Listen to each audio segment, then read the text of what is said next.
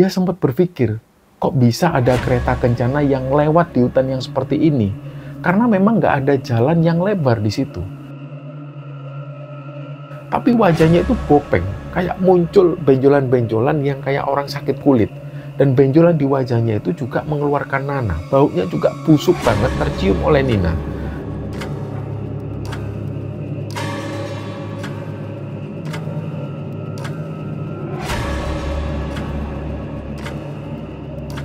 Bismillahirrahmanirrahim. Assalamualaikum warahmatullahi wabarakatuh. Sobat Kembara Sunyi dimanapun teman-teman berada.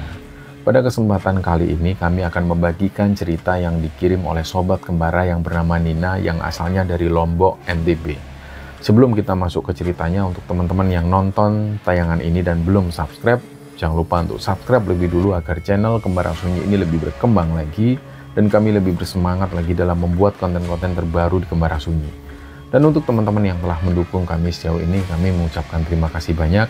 Semoga amal kebaikan teman-teman dibalas kebaikan berlipat oleh Allah Subhanahu wa Ta'ala.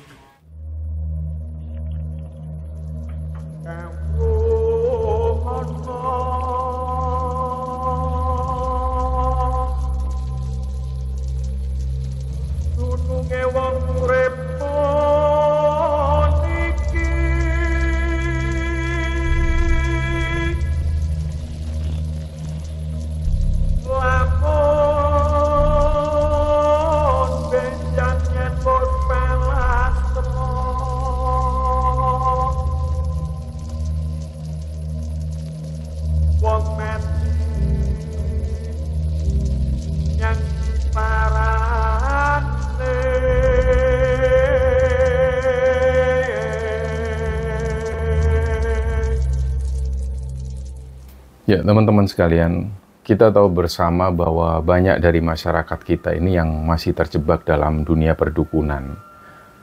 Jadi ada beberapa faktor yang membuat masyarakat kita seperti itu. Antara lainnya adalah lemahnya iman. Itu jelas bahwa banyak orang yang mengaku beragama tapi malah tidak menambah keimanannya. Jadi ketika mereka dirundung masalah, mereka ini tidak lari kepada Tuhan tapi malah larinya ke dukun atau bersekutu dengan setan. Dan ini berkaitan dengan faktor yang kedua, yaitu ketidaktahuan terhadap ajaran agama. Mengaku beragama tapi tidak mau belajar tentang agamanya. Sehingga akhirnya tidak mau tahu ajaran agama dan menganggap bahwa praktek-praktek seperti mendatangi dukun ini adalah hal yang normal dan dimaklumi agama. Padahal ini jelas dilarang. Nah, faktor yang lain adalah tidak sabar dalam melakukan ikhtiar. Misalnya ketika memperjuangkan sesuatu, ketika memulai usaha dari nol tapi nggak sabar dengan prosesnya, dan yang terjadi ujung-ujungnya adalah terlibat praktek pesugihan dan lain sebagainya. Dan faktor terakhir ini bisa jadi karena iklan dari mulut ke mulut. Misalnya dapat omongan dari tetangga atau dari teman atau medsos yang mereka berkata bahwa ini ada orang pintar yang bisa membantu urusan perekonomian, atau yang bisa bikin hoki dan lain sebagainya, bla bla bla. Dan selalu ini semua itu dibungkus dengan agama. Jadi banyak dari dukun-dukun ini yang mohon maaf sekali, dandanan mereka itu ala tokoh agama. Mereka bicara dalil ini, dalil itu, yang seolah praktek perdukunannya itu adalah bagian dari agama. Padahal ini semua adalah akal-akalan dari si dukun supaya praktek perdukunannya itu terlihat agamis. Nah, tentu ini adalah problem besar dan kita semua tentu harus ikut bertanggung jawab dalam hal ini. Nah, Kembara Sunyi sebagai channel horor yang juga membagikan pengalaman narasumber, dan kami juga sering membagikan cerita tentang perdukunan, santet, tumbal pesugihan, dan lainnya, dan yang semuanya yang berhubungan dengan itu. Tapi dalam hal ini kami selalu mengingatkan kepada teman-teman semua dalam setiap video kami bahwa niat kami ketika membagikan cerita itu bukan untuk membuat penonton justru malah ikut-ikutan terjerumus dalam praktek perdukunan yang seperti itu. Malah kami mencoba untuk mengingatkan supaya kita semua tidak sedikit pun menyentuh hal-hal yang semacam itu. Kita tahu Rasulullah SAW pernah bersabda, barang siapa yang mendatangi dukun, lalu ia bertanya kepadanya tentang sesuatu hal, maka tidak diterima sholatnya selama 40 malam. Dan sekali lagi kami mengingatkan untuk teman-teman semua, terutama para sobat Kembara Sunyi, subscriber Kembara Sunyi dimanapun teman-teman berada, kami sebagai pencerita atau yang membagikan cerita, ikut bertanggung jawab penuh atas apa yang kami sampaikan, apa yang kami ceritakan.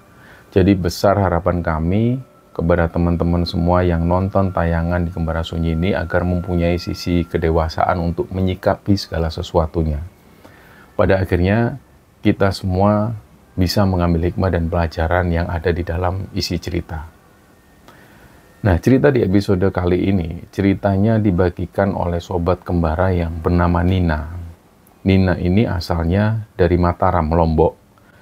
Jadi Nina ini ingin membagikan pengalaman yang dialami oleh orang tuanya. Tapi di dalam cerita ini, pada satu momen Nina itu sempat menjadi saksi ketika ayahnya melakukan ritual di suatu tempat di Jawa Timur. Nah, cerita ini berawal ketika itu Nina ini masih duduk di bangku SMP. Nina ini adalah anak terakhir dari 3 bersaudara, dan kedua kakak Nina waktu itu sudah berumah tangga. Jadi kakak pertamanya itu tinggalnya di Bali, sedangkan kakak keduanya tinggalnya di Malang, Jawa Timur. Nah, kata ayahnya Nina itu sebenarnya adalah orang Jawa, sedangkan ibunya Nina asli orang Lombok. Mereka dulunya ketemu ketika kedua orang tuanya itu bekerja di tempat yang sama di Mataram. Nah, singkatnya seperti itu, dan setahu Nina, orang tuanya ini usahanya itu selalu gonta-ganti. Seingat Nina pada waktu dia ini SD, ayahnya itu pernah punya toko perlengkapan sekolah. Menjual baju seragam sekolah, perlengkapan alat tulis, dan lain sebagainya. Tapi usaha ini nggak bertahan lama. Kalau nggak salah waktu itu Nina kelas 5 SD, usahanya ini tutup. Nina sendiri nggak tahu alasannya apa. Tapi belakangan ketika Nina dewasa, seperti sekarang ini, dia baru menyadari ternyata orang tuanya waktu itu menutup toko karena memang bangkrut. Ada pelanggan toko yang menipu orang tua Nina, waktu itu ceritanya seperti itu. Nah, singkatnya, setelah usaha toko perlengkapan sekolah ini tutup, orang tua Nina mulai mencoba usaha yang lain. Mereka mulai dari nol lagi. Orang tua Nina waktu itu dapat pinjaman modal dari teman ayahnya Nina yang asalnya dari Jawa. Jadi langsunglah dari situ ayahnya Nina ini buka toko sembako. Di situ beliau menjual beras, minyak, dan kebutuhan rumah tangga yang lain. Nah, usaha ini berjalan, meskipun ya nggak bisa dibilang rame. Toko itu tetap dikunjungi pembeli, tapi nggak serame toko-toko yang lain. Hal ini berjalan sampai waktu itu Nina duduk di bangku kelas 3 SMP. Dan pada saat itulah Nina ingat betul hari itu hari Sabtu, Nina posisinya lagi libur sekolah, dia ada di rumah. Orang tuanya waktu itu lagi jaga toko. Terus tiba-tiba datanglah seorang tamu ke rumah Nina. Beliau ini bawa mobil sedan mewah, dan di situ ada sopirnya juga. Terus nggak lama kemudian turunlah seorang bapak-bapak usianya ya kira-kira sepantaran ayahnya Nina. Dan beliau ini memperkenalkan diri ke Nina, namanya Abah Sultan. Abah Sultan ini mengaku bahwa beliau adalah teman ayahnya Nina. Terus Nina bilang, "Om tunggu di sini dulu ya Om, aku panggilkan ayah di toko." Jadi langsunglah Nina ini ambil motor, dia tancap gas ke toko ayahnya. Pas sampai di toko ayahnya Nina ini sempat marah-marah karena Nina lagi-lagi dia bawa motor tanpa izin lebih dulu ke ayahnya. Memang karena Nina ini postur tubuhnya itu tinggi dan bongsor. Jadi meskipun waktu itu dia masih SMP, dia ini sudah lihai bawa motor metik. Nah, meskipun begitu ayahnya sering melarang Nina bawa motor karena dia belum dapat SIM. Nah, singkatnya begitu sampai di toko ayahnya itu, Nina bilang ke ayahnya, "Ayah, ada Abah Sultan di rumah." Terus ayahnya kaget dengar Nina ngomong seperti ini. "Loh, yang bener kamu?" "Iya, ya, itu orangnya sudah nunggu di rumah." Nah, dari situlah langsung ayahnya Nina ini mengendarai motor. Nina itu dibonceng di belakang, terus mereka menuju ke rumah. Toko waktu itu dijaga ibunya. Dan ketika sampai di rumah, ayahnya Nina ini kaget luar biasa. Karena ini untuk pertama kalinya teman ayahnya itu datang ke Lombok. Di situ mereka ngobrol-ngobrol di ruang tamu. Nina waktu itu ada di kamar. Awalnya Nina sendiri ini nggak paham apa yang sedang mereka bicarakan. Tapi dari pembicaraan itu, Nina sedikit paham bahwa ternyata teman ayahnya itu asalnya dari Jawa, dan beliau ini, Abah Sultan ini ternyata orang yang selama ini meminjamkan modal ke ayahnya Nina untuk buka toko. Ya namanya Abah Sultan ini. Terus pembicaraan mereka itu sempat menyebut-nyebut sebuah nama lokasi gunung di Jawa. Waktu itu Abah Sultan menyebut nama Gunung Kawi. Di sana nanti ayahnya Nina itu diminta untuk tinggal selama kira-kira 13 hari untuk melakukan ritual di Gunung Kawi. Nah, pembicaraan ini nggak berlangsung lama, nggak sampai 1 jam. Dan dari situ Nina bisa menangkap sedikit inti pembicaraan dari mereka. Dan setelahnya, sebelum Abah Sultan ini pamit pulang, Nina sempat dipanggil. Di situ Nina cium tangan Abah Sultan, dia salim, terus Abah Sultan ini ngasih Nina uang. Nina waktu itu nggak tahu berapa uang yang dikasih Abah Sultan, karena dia langsung ambil dan memasukkannya ke saku. Terus setelah itu, ayahnya Nina ini lanjut ikut mengantar Abah Sultan sampai keluar rumah. Setelah mobil Abah Sultan sudah nggak terlihat lagi, Nina langsung masuk kamar, dilihatlah uang yang ada di sakunya, ternyata Abah Sultan itu ngasih uang Nina 300.000. Nah ini jumlah yang sangat besar sekali waktu itu. Nina aja tiap hari cuma dapat uang 5.000 rupiah dari ayahnya. Itu untuk uang saku. Jadi ketika dapat uang yang sebesar itu, dia langsung seneng banget. Dia sudah membayangkan uangnya ini akan dibelikan komik kesukaan Nina. Nah singkatnya malam itu, dalam sebuah kesempatan, Nina ini dengar pembicaraan antara ayah dan ibunya. Ya intinya di situ ayahnya Nina ini menjelaskan ke ibunya Nina tentang maksud kedatangan Abah Sultan ke situ. Ayahnya juga menjelaskan secepatnya beliau ini akan menuju ke Jawa. Untuk semua biaya itu ditanggung oleh Abah Sultan. Jadi tiket pulang pergi, akomodasi selama di Malang, semuanya ditanggung oleh Abah Sultan. Ya di situ mau gimana lagi, ibunya Nina pun mengizinkan. Nah, apalagi saat itu Nina mengakui orang tuanya ini memang tidak begitu paham soal agama.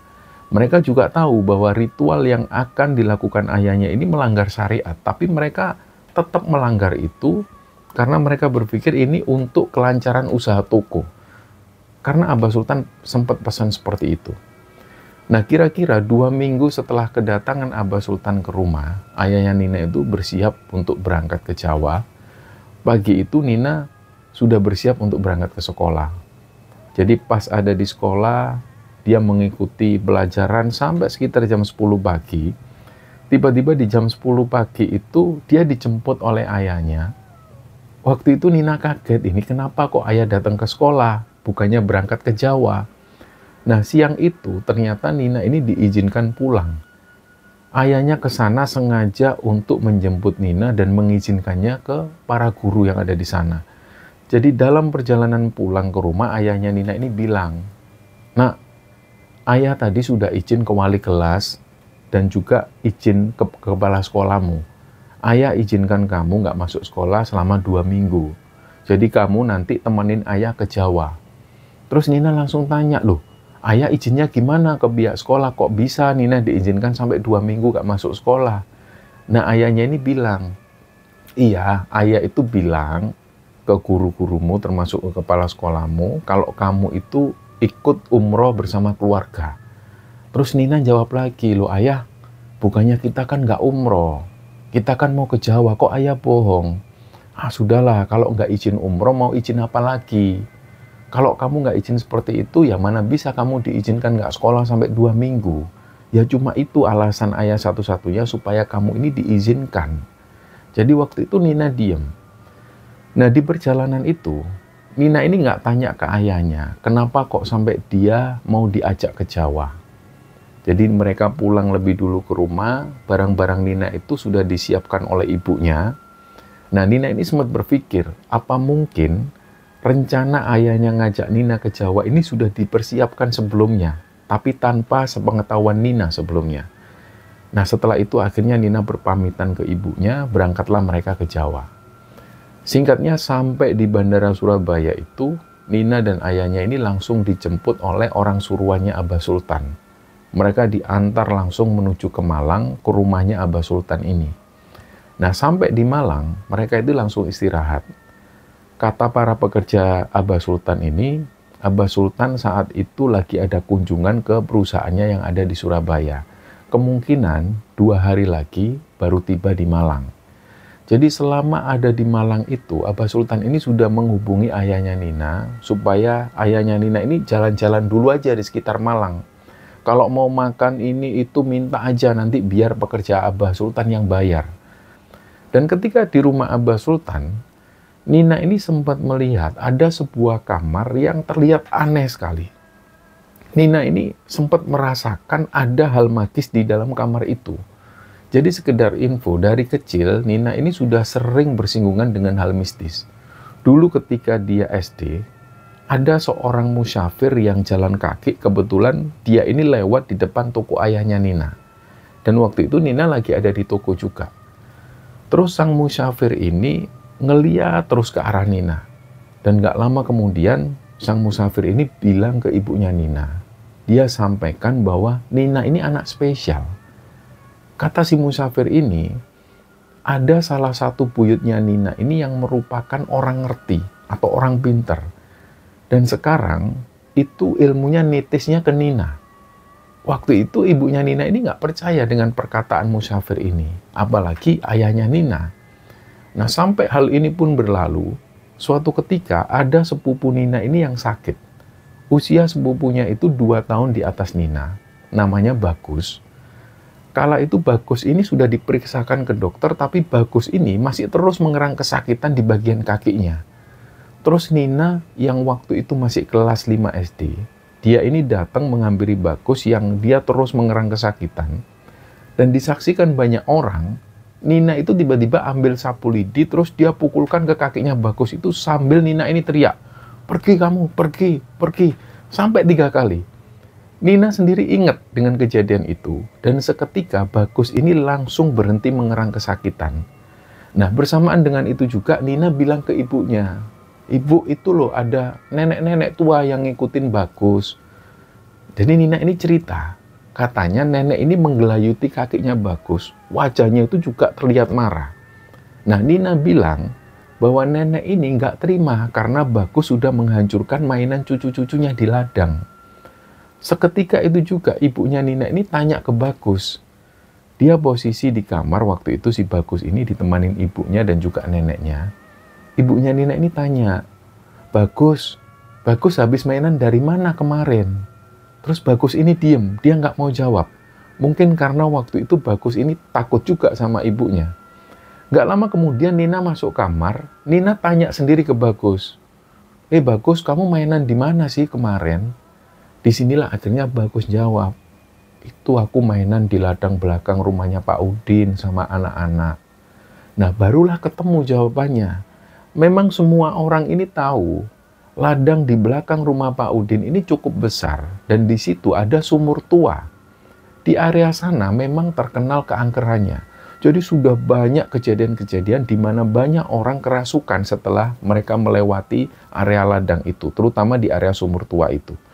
Jadi setelah mengetahui hal ini, orang tua Bagus itu langsung menuju ke ladang belakang rumah Pak Udin. Untuk di situ selanjutnya mereka ngasih sajen dan sekalian minta maaf kepada penunggu yang ada di sana karena sudah mengganggu keberadaan mereka. Nah, keesokan harinya Bagus sudah bisa kembali ke sekolah seperti biasa. Dari situlah kemudian banyak orang yang menyadari bahwa Nina ini punya kelebihan. Dan dari hal ini juga, ayah dan ibunya Nina ini jadi paham perkataan musafir yang pernah singgah di tokonya waktu itu. Tapi hal ini dianggap biasa oleh Nina. Nina menganggap dirinya itu biasa aja, nggak ada yang spesial. Dia seperti itu karena kebetulan, karena dia sekilas melihat memang ada sosok nenek tua dengan wajah marah yang menggelayut di kakinya Bagus. Spontan waktu itu sosok nenek ini kayak kontak batin sama Nina, dan si nenek ini menyampaikan bahwa Bagus sudah mengganggu cucu-cucunya. Itulah yang terjadi. Jadi Nina menganggap hal itu biasa dan mungkin kebetulan. Nah, kembali di rumah Abah Sultan, ketika Nina ngelihat ruangan kamar itu, langsung Nina ini merasakan sesuatu. Ada semacam kontak batin dengan penunggu yang ada di dalam kamar itu. Yang ada dalam pandangan Nina ini, dia itu bisa nembus ke dalam kamar, dan menurut pandangan batin Nina, di dalam kamar itu ada 5 sosok yang berdiam di sana. Dan ada satu sosok yang energinya ini paling besar. Dia di situ menjaga sesuatu di kamar. Entah apa, karena Nina nggak berhasil lagi menembus lebih dalam. Dan pada saat Nina berdiri di depan kamar misterius itu, tiba-tiba Nina ini dikagetkan dengan kemunculan sosok perempuan. Tiba-tiba ada sosok perempuan yang muncul di hadapan Nina. Perempuan ini usianya sekitar 50 tahunan. Rambutnya itu disanggul ke belakang, wajahnya cantik. Dia pakai busana kebaya, jalannya itu pelan banget seperti putri bangsawan kerajaan. Nah, si perempuan ini itu langsung senyum ke arah Nina. Di sini Nina sudah paham kalau si perempuan ini bukan manusia. Dari sinilah Nina langsung kontak batin dengan perempuan ini. Dia sempat tanya ke Nina, tujuannya apa datang ke sini? Si perempuan ini tanya seperti itu tapi dengan cara kontak batin. Nah, Nina ini bilang bahwa dia di situ mau ketemu Abah Sultan. Dia ke sana untuk mengantar ayahnya. Terus si perempuan ini bilang, kamu sudah tahu semuanya, kamu bisa melihat semuanya, tapi jangan usil, jangan mengganggu semua yang sudah berjalan di sini. Kalau kamu usil, aku bisa habisin kamu. Ini yang dikatakan oleh perempuan itu. Pada saat itulah Nina ini diem. Dan dia bisa menyimpulkan sendiri bahwa perempuan inilah yang ternyata energinya yang paling besar di antara sosok yang lain yang ada di rumah itu. Dari situ, Nina pamit ke si perempuan ini, dia mau naik ke kamarnya. Akhirnya Nina pun naik tangga ke atas. Malam itu dalam tidurnya, Nina ini mimpi. Dia ketemu lagi dengan perempuan yang berbusana kebaya itu. Perempuan ini langsung ngajak Nina itu jalan-jalan ke sebuah bangunan candi. Nina sendiri nggak tahu lokasinya ada di mana, tapi suasananya itu benar-benar seperti suasana masa lalu. Di sekitar candi itu ada beberapa orang, semacam orang pandai besi, yang mereka ini lagi bikin senjata-senjata tajam. Nah, di bagian lain, ada orang-orang yang lagi sibuk di sawah. Di sana itu nggak ada kendaraan modern. Yang terlihat adalah banyak cikar, banyak dokar, dan banyak juga orang yang berjalan kaki. Nina sadar bahwa waktu itu, sukma Nina ini dipinjam oleh sosok perempuan ini untuk diajak kembali ke masa lalu. Di zaman di mana perempuan ini hidup di masa itu. Dan perempuan ini ngajak Nina ke sebuah rumah. Ketika mau mendekat ke rumah ini, Nina itu tiba-tiba dihampiri seorang kakek. Jadi si kakek-kakek ini pakai kain putih, kain itu diselempangkan, mirip baju ihram untuk orang haji atau umroh. Nah, si kakek ini tiba-tiba menghadang jalan mereka. Dan pada saat itu, si perempuan yang ngajak Nina itu kayak sungkan. Dan akhirnya dia ini langsung menghindar. Terus si kakek-kakek ini bilang sesuatu ke Nina dengan bahasa Sasak, bahasa asli Lombok sana. Nina ini diminta untuk keluar. Kamu keluar dari sini, nak. Tempat ini nggak aman buat kamu. Intinya seperti itulah perkataan dari kakek-kakek ini. Seketika itu juga Nina kebangun dari tidurnya. Dilihatnya sudah jam 3 dini hari.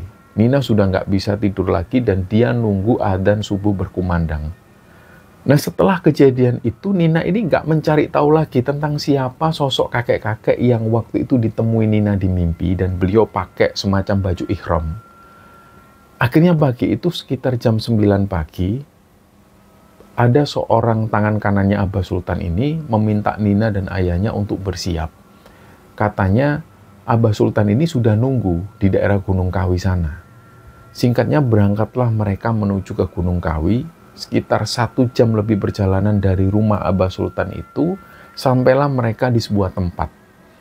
Ini yang ada dalam penglihatan Nina waktu itu, lokasinya ini sejuk sekali, banyak orang di sana. Di situ ada tangga yang tersusun rapi, naik ke arah atas. Di situ ditemani oleh beberapa orang yang Nina sendiri nggak tahu mereka ini siapa. Mereka itu mengantar Nina dan ayahnya naik ke atas terus melewati anak-anak tangga ini. Dan nggak lama kemudian di sebuah warung makan, terlihat Abah Sultan itu sudah duduk di sana bersama beberapa orang yang lain. Mereka semua ini langsung menyambut Nina dan ayahnya. Dan setelah ngobrol-ngobrol sebentar, mereka langsung diajak naik ke atas. Nah, di sini rombongan Nina itu memasuki sebuah gapura yang ukurannya lumayan besar. Suasananya ini benar-benar teduh. Banyak pohon-pohon besar di sana. Dan di bawah pohon-pohon itu ada beberapa orang yang duduk bersila dan mereka-mereka ini diam. Kata orang-orang kepercayaan Aba Sultan, orang-orang yang duduk di bawah pohon itu mereka ini sengaja duduk di situ karena mereka nunggu jatuhnya daun ke bawah. Namanya daun keberuntungan. Kata mereka pohon itu pohon Dewan Daru. Pohon keberuntungan ini dipercaya bisa memberi keberuntungan pada mereka yang duduk di bawah. Jadi ketika mereka nunggu di bawah itu dan mereka kejatuhan daunnya, terus daun itu dibawa dan diletakkan di tempat usaha mereka sebagai keberuntungan. Kadang ada yang meletakkan di laci, ada juga yang meletakkan di dompet. Ini diakui mereka sebagai sebuah keberuntungan. Nah, Nina yang pada saat itu masih SMP, mendengar hal ini, itu merasa geli. Kok bisa mereka ini percaya dengan hal-hal yang semacam itu? Mungkin ini yang membuat masyarakat kita akhirnya jadi malas bekerja dan hanya mengharapkan kekayaan dengan sesuatu yang gampang seperti ini. Nah, lanjut akhirnya mereka jalan menuju ke sebuah makam. Di dalam makam itu, aroma kemenyan ini tercium dengan pekat sekali. Aromanya itu menyengat banget, tajam banget. Mereka di situ dipersilakan duduk di depan makam sambil mereka berdoa dalam hati, mengucapkan keinginan mereka. Lagi-lagi dalam hati Nina ini berkata, ini makam siapa? Kenapa kok kita malah di sini ini disuruh minta sama orang yang sudah meninggal? Bukannya orang yang sudah meninggal ini malah butuh doa dari orang yang masih hidup. Pada saat itu Nina ini cuma diam, dia noleh kanan kiri karena dia sendiri sudah nggak bisa berkata apa-apa lagi. Nah, ketika itu Nina ini sempat ngelihat ke arah Aba Sultan dan juga para pengikutnya. Mereka ini duduk bersila di sana. Kepala mereka menunduk ke bawah, terlihat sangat kusuk sekali mereka berdoa. Nina ini jadi ingat di situ. Dia ini sangat jarang banget ziarah ke makam kakek dan neneknya. Terus dari situ pikiran Nina ini melayang kemana-mana. Lah mereka yang di depan ini siapa? Ini makam siapa? Sedangkan makam kakek dan neneknya sendiri, makam kakek dan neneknya Nina sendiri itu jarang diziarahi. Ini kok malah dia jauh-jauh datang ke Jawa, malah untuk ziarah ke makam orang yang tidak dia kenal. Dia akhirnya bisik-bisik ke ayahnya, ayah, ini makam siapa? Di situ ayahnya cuma geleng-geleng kepala, pertanda bahwa ayahnya pun mungkin juga nggak tahu ini makam siapa. Terus Nina bisik-bisik ke ayahnya, ayah aja nggak pernah ziarah ke makam kakek sama nenek. Di sini ayah malah ziarah ke makam orang yang bahkan ayah nggak tahu mereka ini siapa. Di situ ayahnya Nina ini diam mendengar perkataan Nina. Dan setelah mereka berziarah ke makam ini, mereka pun keluar. Terus mereka langsung menuju ke penginapan. Nah, ketika berada di penginapan ini, setelah mereka makan, mereka langsung tidur. Nina ini langsung tidur di situ. Nina nggak tahu apa yang dilakukan oleh ayahnya setelah itu. Nina kebangun di jam 7 malam. Dia sadar, waktu itu dia belum sholat. Akhirnya dia sholat. Setelah itu Nina keluar ke ruang tamu penginapan. Ternyata orang-orang ini sudah nggak ada di sana. Nina menunggu di situ sendirian. Tapi sampai sekitar jam 9 malam, ayahnya kok belum juga balik ke penginapan. Dan nggak lama setelah itu ada seseorang yang datang. Beliau ini pakai kerpus, pakai jaket agak tebal dan bawa senter yang digantungkan. Terus beliau ini langsung tanya ke Nina pakai bahasa Jawa. Nah, di situ karena Nina nggak tahu bahasa Jawa, Nina bilang, maaf Pak, saya nggak bisa bahasa Jawa.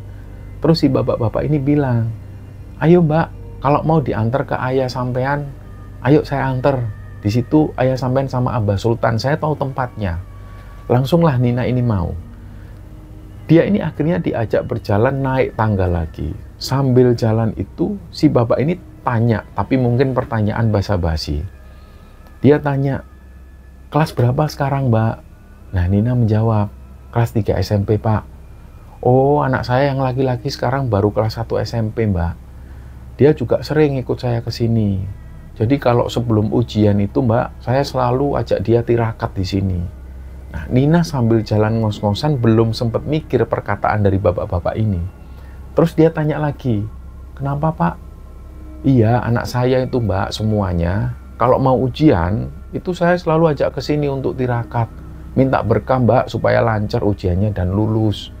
Terus Nina jadi mikir, lah ini orang-orang kok aneh banget.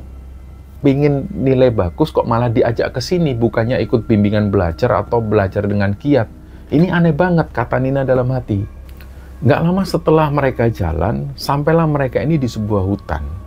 Hutan ini nggak ada penerangan sama sekali. Si bapak-bapak ini langsung menyalakan senternya, diajaklah Nina terus masuk ke dalam. Terus si bapak ini sambil ngomong lagi ke Nina, Abah Sultan itu sering ke sini, orangnya itu baik, selalu ngasih ke orang-orang yang ada di sini. Biasanya Abah Sultan itu cuma sampai bawah saja, jadi cuma sampai di tempat itu tadi. Tapi kalau sekarang ini beliaunya sampai di sini, ini berarti mau ada usaha baru lagi yang mau dibuka. Nah, Nina waktu itu cuma manggut-manggut karena Nina sendiri nafasnya sudah ngos-ngosan. Singkatnya sekitar 10 menit berjalan, sampailah mereka di sebuah gubuk. Di situ ada beberapa orang, dan di antaranya ada Abah Sultan dan juga ayahnya Nina. Mereka lagi berdiam diri di sana. Jadi di situ bau dupa ini tercium di mana-mana. Nina sempat gak bisa nafas karena asap dupa ini terus keluar sampai menyelimuti isi ruangan. Nah, di luar pemandangannya ini hutan gelap. Pohon-pohon itu rapat berjajar rapi. Jadi Nina sama sekali nggak pernah mendengar nama Gunung Kawi sebelumnya. Baru kali itu dia mendengar nama Gunung Kawi dan baru kali itu juga dia ke situ. Belakangan ketika Nina dewasa, barulah dia ngerti tentang Gunung Kawi. Dia baru tahu juga ternyata 2 makam yang dikeramatkan ini adalah makam dari waliullah. Mereka-mereka ini adalah para waliullah yang berjuang bersama Pangeran Diponegoro melawan penjajah Belanda. Dan mereka berdua akhirnya lari dari kejaran Belanda ketika Pangeran Diponegoro itu tertangkap. Jadi mereka semua ini mengasingkan diri ke tempat-tempat terpencil dan akhirnya merubah nama mereka. Dan di tempat terpencil itulah mereka kemudian menyebarkan agama Islam dan mulai berdakwah. Nah, tentu seandainya mereka waliullah ini masih hidup saat ini, tentu mereka nggak akan mau diperlakukan seperti itu. Dipuja-puja, dikeramatkan, ini yang ada dalam pikiran Nina. Nina yakin beliau-beliau ini hanya kepingin Islam itu menyebar secara kafah, bukan malah banyak sekali kemusyrikan yang terjadi seperti di sana sekarang. Nah, inilah yang ada dalam hati Nina saat itu sambil dia memandangi gelapnya hutan. Dalam lamunannya di hutan itu, tiba-tiba Nina ini kaget ngelihat ada kereta kencana yang datang di tempat itu. Dia sempat berpikir, kok bisa ada kereta kencana yang lewat di hutan yang seperti ini? Karena memang nggak ada jalan yang lebar di situ. Nina yakin ini bukan bangsa manusia, ini pasti bangsa lelembut. Dari kereta kencana ini turunlah seorang perempuan, mirip kayak yang dilihat Nina di rumah Abah Sultan. Tapi perempuan yang baru turun dari kereta kencana ini, itu terlihat agak sedikit lebih tua dibanding yang ada di rumahnya Abah Sultan. Terus dari situ ada pengawal-pengawalnya juga. Nah, 2 orang pengawal itu turun, terus ikut mengantar si perempuan ini jalan menuju ke gubuk yang di dalamnya itu ada orang-orang, termasuk ada ayahnya Nina dan termasuk ada Abah Sultan. Dan pas ketika sosok perempuan ini dan juga 2 pengawalnya lewat di depan Nina, mereka itu sama sekali nggak menoleh ke arah Nina. Dari situ Nina ini bisa mencium aroma wangi dari perempuan ini. Terus dari situ perempuan ini langsung masuk ke gubuk itu cukup lama. Tapi nggak tahu apa yang terjadi di dalam. Nggak tahu apa yang terjadi dengan ayahnya Nina waktu itu. Dan sekitar 10 menitan, dia ini keluar dan kembali lagi ke kereta kencananya, terus langsung pergi.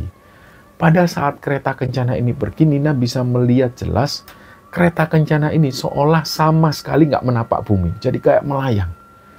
Nah, singkatnya setelah itu, ayahnya Nina dan juga Abah Sultan dan beberapa orang yang lain itu keluar dari gubuk itu dan ritual hari itu pun selesai. Ternyata nggak sampai 5 hari mereka berada di Gunung Kawi ini. Setelah itu ayahnya Nina ini bawa tas koper agak besar. Nggak tahu asalnya tas koper ini dari mana dan isinya apa juga Nina nggak tahu. Sebelum kembali ke Lombok, mereka mampir dulu di rumahnya Abah Sultan. Nah, sempat beberapa hari mereka ada di rumah Abah Sultan itu. Di situ mereka belanja banyak sekali oleh-oleh untuk akhirnya nanti dibawa pulang ke Lombok. Nah, total mereka ada di Jawa, mereka ada di Malang itu sekitar 12 harian. Setelah itu Nina dan ayahnya pulang kembali ke Lombok.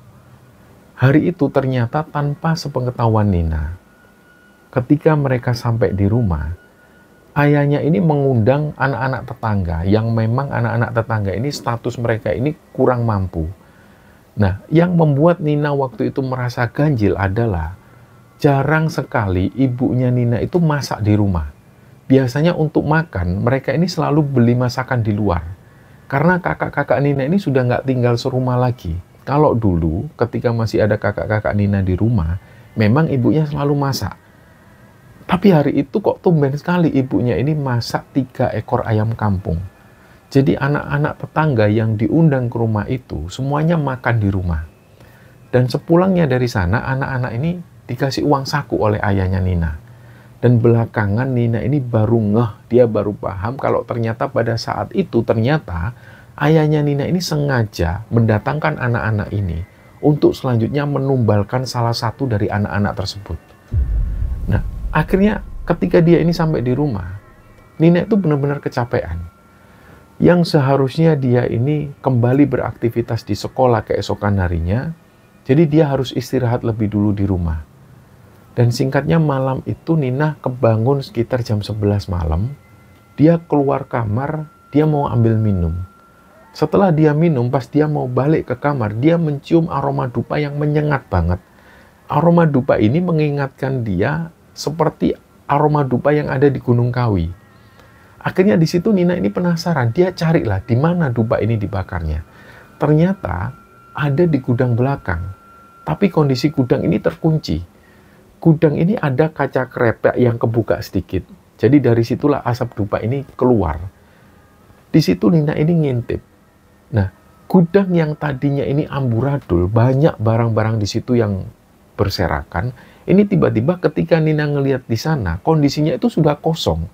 Tinggal ada satu meja yang diletakkan persis di tengah-tengah ruangan gudang, dan persis di atas meja itu ada dupa yang menyala. Selain itu Nina perhatikan ada semacam wadah piring besar yang isinya itu ayam goreng utuh. Kalau di Jawa namanya ini ayam ingkung. Terus di sampingnya itu ada gelas yang isinya kopi dan juga bunga-bungaan untuk ziarah kubur. Nina ini penasaran, siapa yang bikin gudang kayak gini? Kok gudang ini jadi rapi, jadi bersih? Pas dia ini mau tanya ke ayah dan ibunya, ternyata kamar ayah dan ibunya ini sudah dalam keadaan terkunci. Nina berpikir waktu itu ya sudahlah besok pagi aja lah tanyanya. Dia langsung masuk kamar lagi. Nah, nggak lama setelah itu Nina pun tertidur. Dalam tidurnya itu Nina mimpi. Dia ini mimpinya aneh banget. Jadi dia ngeliat ada sosok laki-laki yang mirip banget sama ayahnya. Dari perawakannya, dari wajahnya. Cuma yang beda dari cara jalannya. Jalannya itu kayak agak terseok-seok, kayak orang yang mengalami cedera di bagian kaki. Dan gak berhenti sampai di situ. Sosok laki-laki ini jalan mendekat ke arah Nina. Dan begitu semakin mendekat, Nina bisa ngeliat jelas wajah dari laki-laki ini. Ternyata memang ini adalah ayahnya. Wajahnya itu wajah ayahnya. Tapi wajahnya itu bopeng. Kayak muncul benjolan-benjolan yang kayak orang sakit kulit. Dan benjolan di wajahnya itu juga mengeluarkan nanah. Baunya juga busuk banget tercium oleh Nina. Dari situ Nina ini sempat merasa terganggu. Bahkan waktu itu dia merasakan sesak nafas yang berat sekali. Dan akhirnya waktu itu dia kebangun. Dan pas Nina kebangun ini, bersamaan dengan itu dia mendengar adzan subuh berkumandang. Pagi itu pas Nina ini mau berangkat sekolah, dia sempat tanya ke ayahnya soal gudang. Ya, gudang itu kenapa kok dibersihin kayak gitu? Terus ayah kenapa menempatkan dupa di situ? Kok ada ayam segala macam? Nah, kata ayahnya, sengaja memang barang-barang yang ada di gudang itu dipindahkan oleh ayahnya. Waktu itu sempat dibantu oleh beberapa tetangga. Terus selanjutnya, gudang ini dimanfaatkan untuk tempat ritual ayahnya. Ini atas perintah dan juga saran dari Abah Sultan. Ayahnya pesan supaya Nina jangan sekali-sekali masuk ke gudang, karena itu sangat dilarang. Begitupun juga dengan ibunya Nina, beliau juga dilarang masuk ke gudang itu. Jadi yang hanya bisa masuk ke gudang ini hanyalah ayahnya. Selain itu nggak ada yang boleh masuk ke sana. Nah, Nina sendiri nggak tahu apa yang dilakukan oleh ayahnya di dalam gudang itu. Dan setelah dijelaskan bahwa gudang itu sekarang digunakan untuk sarana ritual, Nina pun diam. Dia nggak banyak membantah. Dia hanya mencoba patuh sama ayahnya, karena dia tahu betul ayahnya seperti apa. Dinasihati seperti apapun, ayahnya ini tetap akan melakukan apa yang dia yakini. Nah, berjalannya waktu, Nina ini dapat info dari ibunya. Jadi setelah kedatangan mereka dari Jawa, setiap hari menjelang buka toko, ayahnya Nina ini selalu bakar dupa di depan toko. Sembari sebelumnya, dia itu membacakan sesuatu, entah apa yang dibaca. Ibunya Nina juga nggak tahu. Yang jelas mulut ayahnya itu selalu komat kamit. Dan sebelum dupa dibakar selalu seperti itu. Nah, berdasarkan pengakuan ibunya Nina sendiri yang diceritakan ke Nina, beliau ini juga menyaksikan sendiri bahwa toko yang sebelumnya ini cuma biasa-biasa saja pembelinya. Pada saat setelah dilakukan ritual dan ada pembakaran dupa itu, pada saat itu juga toko ini jadi ramai.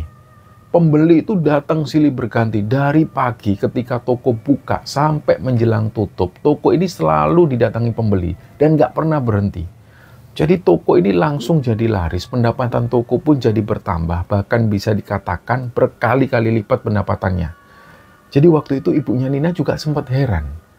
Nah, Nina baru paham, ternyata koper yang waktu itu dibawa ayahnya, ini ternyata isinya itu dupa semua.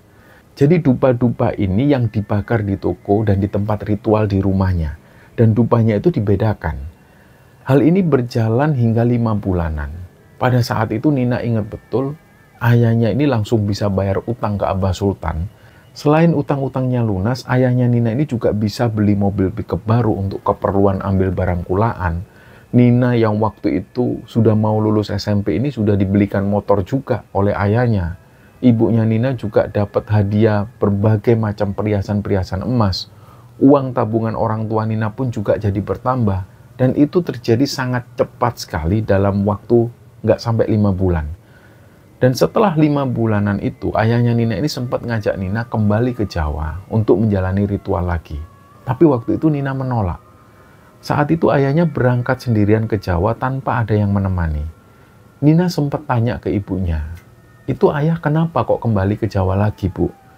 Nah, kata ibunya, ayahnya sengaja kembali ke Jawa, mungkin ke Gunung Kawi kembali, untuk sekali lagi melakukan ritual. Kata ibunya, ini karena stok dupa ini sudah habis, makanya harus dijalani lagi dengan ritual yang ada di sana. Setelah itu nanti, setelah ritual ini selesai, ayahnya akan kembali lagi membawa dupa-dupa yang baru yang digunakan untuk ritual. Nah, tentang anak-anak tetangga yang waktu itu sempat diundang oleh ayahnya Nina. Pada saat ayahnya Nina ini ke Jawa pada waktu itu, bersamaan dengan itu tiba-tiba ada kejadian yang sangat tragis sekali. Sore itu ada salah satu anak tetangga, namanya ini Aryan. Aryan itu usianya sekitar 8 tahunan. Si Aryan ini lagi main waktu itu di kampungnya. Tiba-tiba kata teman-temannya, Aryan itu tiba-tiba berlarian kayak ngejar sesuatu. Padahal kata teman-teman yang ada di sana, mereka semua ini nggak melihat apa-apa. Terus teman-teman yang lain akhirnya ikut-ikutan ngejar Aryan. Jadi di situ ada satu titik di mana Aryan ini nafasnya ngos-ngosan. Dia berhenti berlari, terus teman-temannya tanya, "Yan, kamu lagi ngejar apaan sih, Yan?" Terus Aryan bilang, itu ada kereta kencana besar banget, itu loh, bagus banget. Aku mau naik itu. Nah, teman-teman Aryan yang lain ini juga heran karena mereka nggak melihat adanya kereta kencana. Dan setelah Aryan ini berhenti sejenak, dia lari lagi menuju ke jalan raya besar. Nah, disitulah ketika Aryan keluar dari jalan raya ini, dari arah sebelah kanan itu muncul mobil angkutan yang jalannya itu kenceng banget. Langsung seketika nabrak badan Aryan. Jadi pada saat itulah Aryan ini meninggal seketika.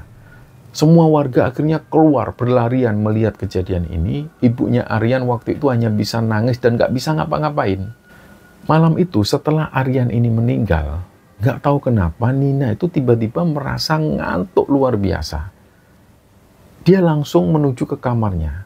Dan posisi Nina ini langsung lemes di tempat tidur. Dia lupa nggak kunci kamar. Langsung saat itu juga antara seperti mimpi dan juga antara sadar dan nggak sadar, kayak bener-bener nyata. Nina ini didatengin Aryan. Terus Aryan ini ngomong, "Kak, tolongin Aryan, Kak. Aryan ini di mana, Kak? Aryan nggak bisa pulang, Kak." Terus Nina akhirnya ngikutin Aryan. Tangan Nina ini digandeng oleh Aryan, dia dibawa masuk ke suatu tempat. Di tempat inilah Nina ngelihat ada banyak sekali orang-orang yang tersiksa di sana. Beberapa di antara mereka itu ada yang wajahnya hancur, ada yang kakinya putus. Dan mereka-mereka ini berada di tengah-tengah bangunan candi kuno. Jadi mereka waktu itu bisa ngelihat Nina, tapi Nina nggak bisa mendengar suara mereka. Dan waktu itu Aryan terus minta tolong, "Kak, aku mau pulang, Kak. Aku mau pulang, Kak. Di mana ini, Kak?" Aryan sambil terus-terusan nangis. Nah, karena ngelihat Aryan yang nangis seperti itu, Nina tiba-tiba ikut nangis. Dia ikut sedih karena ngelihat kondisi Aryan ini badannya itu sudah hancur. Tapi terus-terusan Aryan minta tolong ke Nina. Nina berkata dalam hatinya, "Ya Allah, beri aku petunjuk ya Allah. Beri aku petunjuk. Ini apa ya Allah? Ini apa?" Dari situlah tiba-tiba muncul sosok kakek-kakek yang pernah ditemui Nina. Sosok kakek-kakek yang pakai baju ihram. Beliau ini ngomong ke Nina, "Kasihan anak ini dijadikan tumbal oleh ayahmu. Kelak nanti ayahmu akan tanggung jawab atas perbuatannya ini. Jangan harap kekayaan yang dia dapat itu akan abadi. Ini semua fana. Kelak dia pasti akan menyesal." Terus setelah ngomong seperti itu, sosok kakek-kakek ini pergi menjauh dan gak terlihat lagi dari pandangan Nina. Setelah itu Nina kebingungan. Dia kebangun, terus dia bingung. Ini dia tadi mengalami apa? Kok rasanya aneh banget tapi kayak nyata. Dan besok malamnya Nina mengalami hal yang seperti ini lagi. Dia lagi-lagi ketemu Aryan. Aryan waktu itu minta tolong lagi ke Nina, tapi Nina nggak bisa bantu Aryan. Di situ Nina juga melihat banyak orang-orang yang tersiksa dan mereka nggak bisa keluar. Dan besoknya Nina akhirnya menyampaikan hal ini ke ibunya. Waktu itu posisi ayahnya Nina ini masih di Jawa, belum pulang ke Lombok. Terus Nina bilang ke ibunya, "Bu, Nina tahu apa yang dilakukan ayah ini nggak benar, melanggar syariat, merugikan orang lain. Nina juga sudah tahu, Bu, kalau ayah itu sengaja menumbalkan manusia. Nina tahu anak-anak yang diundang ayah makan ke sini itu sengaja dikorbankan untuk tumbal pesugihan ayah." Nah, Nina ketika ngomong hal ini ke ibunya, dia itu sambil nangis. Karena Nina nggak tahu lagi harus ngomong seperti apa. Jadi dia ngomong sambil nangis. Di situ ibunya ini cuma diem, nggak bisa membalas pertanyaan Nina. Hari itu juga Nina pergi ke rumah omnya. Rumah omnya ini lumayan jauh. Nina pergi ke sana tanpa pamit ke ibunya. Dia jalan kaki tanpa bawa apapun. Dia cuma bawa pakaian yang dia pakai waktu itu. Dan sekitar hampir 2 jaman lebih, Nina akhirnya sampai di rumah omnya. Omnya Nina ini namanya Om Ajis. Om Ajis waktu itu kaget ngelihat Nina datang ke rumah dengan kondisi wajah yang kusut dan kelihatan capek sekali.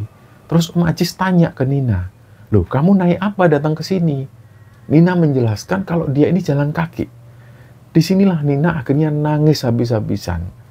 Nina akhirnya cerita, dan cerita ini didengarkan oleh Om Ajis dan istrinya. Waktu itu mereka hanya bisa ngelus dada. Om Ajis dan istrinya ini nggak habis pikir kenapa kok ayahnya Nina ini bisa melakukan hal ini. Padahal menurut Om Ajis, mereka ini berasal dari keluarga yang terbilang kuat agamanya. Kakeknya Nina dulu yang tidak lain adalah ayah dari Om Ajis dan juga ayahnya Nina. Beliau itu adalah tokoh masyarakat setempat. Kakeknya Nina ini adalah pengurus masjid di sana. Jadi waktu itu Om Ajis ini nggak habis pikir, benar-benar nggak habis pikir dengan ayahnya Nina. Malam itu Nina memutuskan untuk tidur di rumah Om Ajis. Om Ajis waktu itu sudah menghubungi ibunya Nina. Beliau sampaikan kalau malam itu Nina ada di rumah Om Ajis.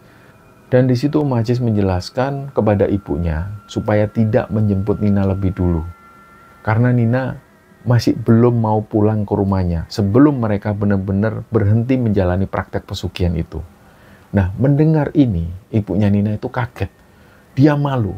Nggak kebayang sebelumnya kalau hal ini bisa sampai didengar oleh saudara-saudara yang lain, terutama Om Ajis, adik dari ayahnya Nina. Nah, singkatnya, Nina berada di rumah Om Ajis ini sekitar hampir semingguan. Satu persatu baju seragam Nina dan keperluan Nina yang lain itu dibawa ke rumah oleh Om Ajis. Dan setelah hampir 2 mingguan ayahnya Nina berada di Jawa, beliau pun kembali pulang ke rumah. Nah, Om Ajis ini melarang ayahnya Nina untuk menemui Nina sampai ayahnya Nina benar-benar meninggalkan praktek pesugihan itu. Pada saat itu, ayahnya Nina belum ngasih jawaban apapun. Nina pun menjalani kehidupan seperti biasa. Dia tinggal di rumah Om Ajis, dia sekolah seperti biasa. Dan kira-kira 2 bulan setelahnya, ada kabar bahwa ayahnya Nina ini sakit. Kondisinya itu benar-benar memprihatinkan. Waktu itu Nina benar-benar sudah nggak mau ketemu ayahnya. Tapi Om Ajis dan istri menjelaskan ke Nina bahwa ayahnya sudah meninggalkan praktek pesugihan itu. Dia sudah nggak menjalani ritual-ritual itu lagi. Dan Om Ajis juga menjelaskan, memang yang terjadi tiba-tiba omset toko itu merosot tajam. Dan waktu itu ayahnya Nina nggak siap dengan kondisi yang seperti itu. Jadi satu persatu barang yang mereka punya itu dijual, termasuk perhiasan yang dipunyai oleh ibunya Nina. Semua dijual. Waktu itu sudah nggak punya apa-apa lagi mereka. Jadi kakak-kakak Nina ini akhirnya juga berusaha menjemput Nina ke rumah Om Ajis, berharap Nina mau datang ke rumah sakit untuk menjenguk ayahnya. Sampai pada satu momen, kakak keduanya Nina ini bilang ke Nina, "Nina, kamu harus ke rumah sakit sekarang. Kalau kamu masih pengen ketemu ayah, kamu harus ke rumah sakit sekarang. Kalau hari ini kamu nggak ke rumah sakit, jangan harap lagi kamu bisa ketemu ayah." Akhirnya dengan berat hati, Nina pun menuju ke rumah sakit. Sesampainya di sana, kondisi ayahnya itu benar-benar kritis. Di situ sudah ada 2 orang ustadz dari kampungnya yang dari tadi itu sudah menalkin ayahnya Nina. Jadi talqin itu adalah menuntun orang yang mau meninggal untuk mengucapkan kalimat-kalimat Allah. La ilaha illallah, la ilaha illallah, menjelang ajal. Pada saat itulah Nina ini cuma bisa nangis. Dan bersamaan dengan itu, ibunya Nina ini berbisik ke telinga ayahnya Nina. Ibunya bilang, "Nina sudah di sini ya. Nina sudah di sini." Dan bersamaan dengan itu Nina melihat ayahnya ini menarik nafas panjang dan kemudian nafasnya berhenti. Beliau sudah nggak bergerak lagi. Dan dari situlah ayahnya Nina ini dinyatakan meninggal. Di situ ibu dan juga kedua kakak-kakaknya Nina ini nangis histeris. Nina sudah nggak bisa nangis lagi, nafasnya berat dan kemudian dia pingsan. Dalam pingsannya itu, Nina ini ditemui ayahnya. Di situ ayahnya Nina ini datang dalam keadaan seperti manusia normal, dalam kondisi seperti orang sehat. Di sini ayahnya Nina itu bilang ke Nina, "Nina, maafin ayah ya Nina. Ayah mengaku ayah salah.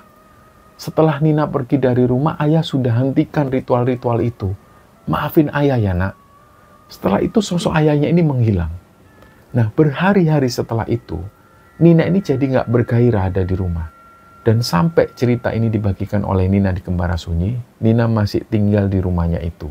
Dan sekarang dia sudah berumah tangga dan sudah mempunyai 3 orang anak dari pernikahannya. Setiap kali Nina berada di rumah dan ketika dia melewati gudang yang pernah dipakai ritual oleh ayahnya, ada perasaan deg-degan, was-was, pokoknya campur aduk. Hati Nina itu jadi nyesek karena dia selalu ingat apa yang pernah dilakukan oleh ayahnya beberapa tahun yang lalu. Dan saat ini ibunya Nina menikmati masa tua di rumah itu. Nina sendiri punya usaha kecil-kecilan di rumah. Dan beruntungnya Nina ini punya suami yang pengertian dengan keluarga Nina. Jadi yang Nina rasakan, suaminya ini gak hanya sayang pada Nina dan anak-anaknya. Tapi suaminya ini juga sangat menyayangi ibunya Nina. Dan memperlakukan ibunya Nina itu seperti ibunya sendiri. Dan inilah teman-teman kisah yang dibagikan Nina di Kembara Sunyi. Dan semoga kisah ini bisa kita ambil hikmah dan bisa kita ambil pelajaran di dalamnya. Mohon maaf jika ada salah-salah kata. Wassalamualaikum warahmatullahi wabarakatuh.